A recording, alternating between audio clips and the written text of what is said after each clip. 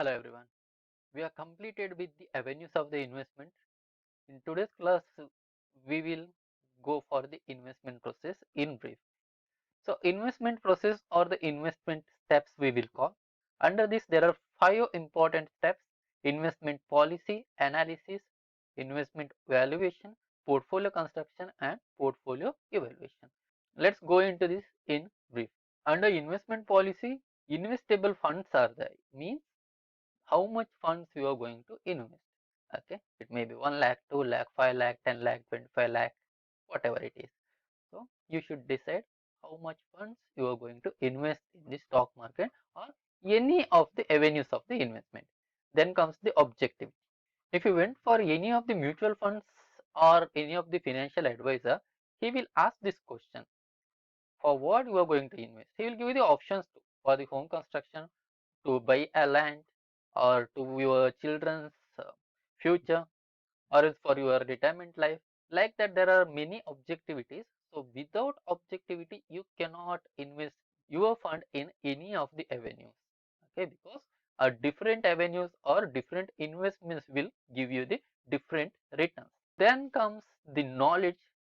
Do you have the knowledge to achieve the objectivity which you are mentioned? That is what comes under investment policy. The second step is analysis. Under analysis, fundamental analysis is the technical analysis. The fundamental analysis is nothing but studying the present condition of the market, and technical analysis is nothing but studying the historical performance of the market. So under fundamental analysis, market analysis, industry analysis, and company analysis is there. Technical analysis will speak about the historical performance of the market.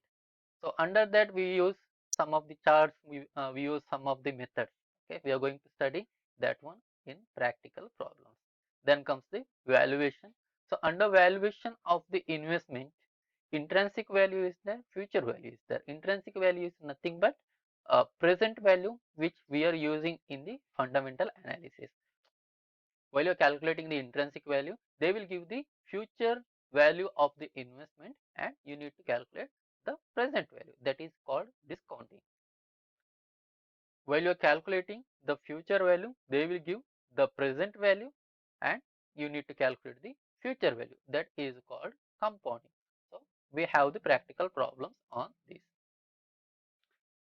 I think you have studied about present value of money, compounding, and discounting, right?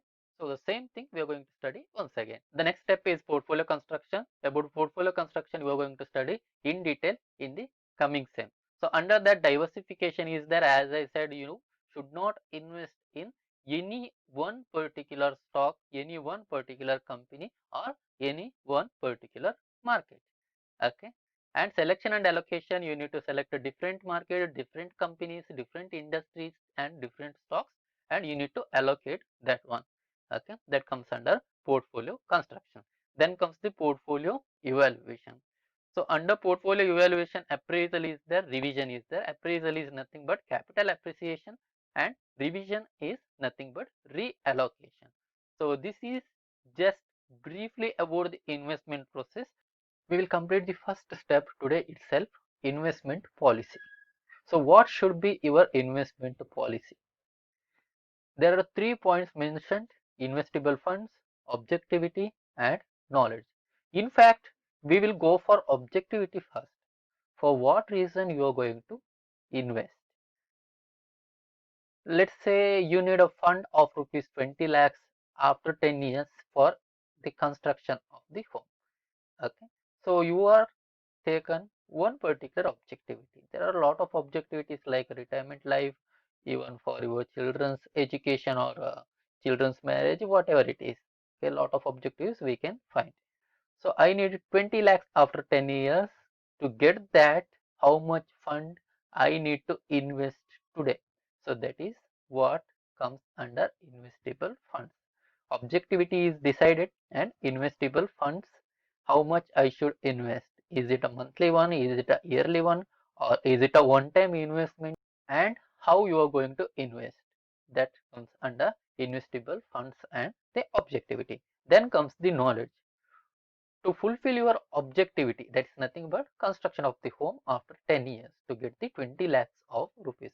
To get that 20 lakhs rupees, where you need to invest, there are a lot of options which is mentioned under investment avenues. So where you need to invest, that knowledge you should have. Okay. So if you are invested in your SB bank account, after 10 years you will not get more money. Correct. Even your inflation is not managed there itself. If you are invested in FD, then also you may not get that much of money. You need to diversify the funds. Okay. So that is what comes under knowledge. You should have the proper knowledge under these aspects. That is what investment policy. Okay. Investable funds, how much you are going to invest to achieve your objectivity. Objectivity is nothing but for what reason you are going to invest, and knowledge is where you are going to invest to achieve your objectivity. So that's it for today's class. In coming classes, we are going to study about the next